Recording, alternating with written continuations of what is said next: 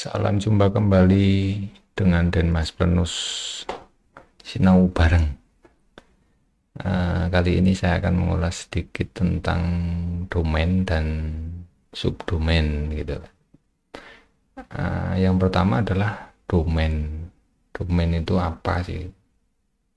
Domain itu nama yang diberikan untuk mengidentifikasi sebuah jaringan tanpa menggunakan IP, kira-kira begitu, atau internet protokol. Jadi kalau misalkan komputer itu ada nomor IP-nya, nomornya kan banyak tuh. Nah, si domain ini nanti menggantikan dari nomor IP itu. Jadi lebih enak untuk mengingatnya daripada harus mengingat nomor, lebih enak mengingat nama gitu.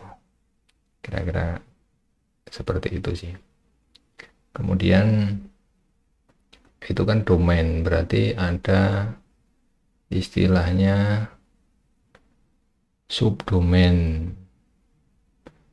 Nanti kita akan praktekkan untuk membuat subdomain ini bagaimana, kira-kira begitu. Subdomain itu apa? Yaitu kalau subdomain itu ya anaknya dari domain itu. Kalau saya sih mengartikan seperti itu, lebih sederhananya gitu. Tapi begini, subdomain itu apa ya? Kira-kira sebuah ruangan yang terdapat dalam suatu rumah, dalam konteks ini adalah website, di alamat website utama. Jadi domain tadi yang domain utama lah, ini di bawahnya domain utama, kira-kira seperti itu. Kita langsung saja lah ke itunya, cara membuat subdomainnya aja. Mana ini?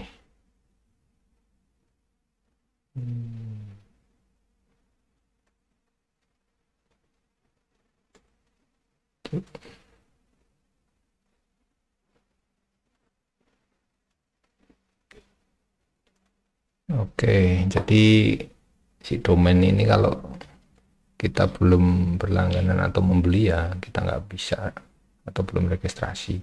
Itu yang domainnya. Kemudian kalau domain itu didukung oleh apa namanya, hosting. Hosting itu rumahnya, domain itu ya kamarnya lah, kira-kira begitu. Nah, di sini kalau saya sudah punya hosting, ini hostingnya, ini ini domain ya, ini domainnya, jadi harus dikonfigurasi. Tapi saya tidak akan membahas ini. Saya akan lebih masuk ke kontrol panelnya, kemudian bagaimana cara membuat subdomain itu sendiri.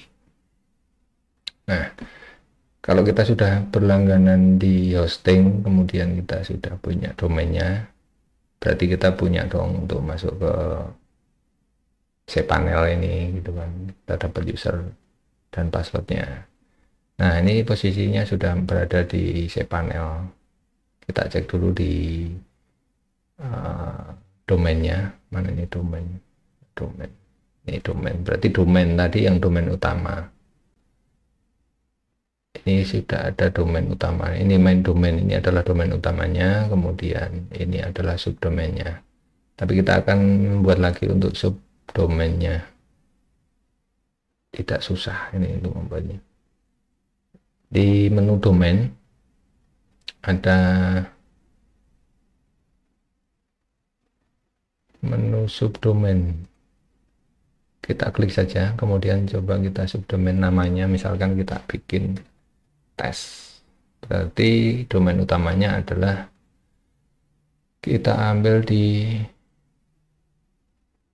domain utama Plenus My ID gitu kan. Untuk direktorinya berarti di, ya ini di tes Plenus.id.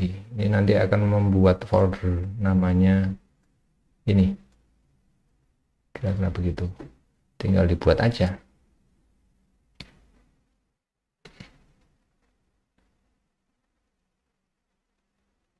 Agak lama juga.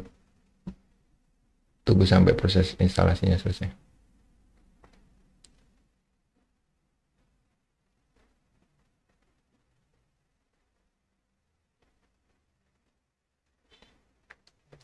sukses berhasil dibuat ya. Coba kita cek di subdomainnya. Ini karena share hosting jadi ada pemberitahuan tidak boleh buat untuk CPT atau e-learning. Maklum, jadi hosting murahan. Ini di sini sudah ada ya. Ini untuk subdomain yang pertama ya sudah saya buat, sudah ada karena sudah terpakai. Ini yang baru dibuat. Nah, direktorinya ya di sini. testplanus.myid. Ini bisa kita cek di file manager untuk direktorinya. Direktori, nah ini di sini udah ada foldernya, tapi belum ada isinya. Ini hanya baru menggunakan apa namanya, baru membuat subdomainnya aja. Ini berarti belum bisa dibuka, belum. Nah, ini subdomain ini bisa kita gunakan bermacam-macam ya. Nanti bisa kita masukkan, misalkan kita mau install untuk membuat web, kemudian mau kita buat untuk kalau email, atau nih email, harusnya sih bisa juga. Cuma nanti tergantung, kalau kapasitasnya tergantung dari hosting itu sendiri. Jadi sampai di sini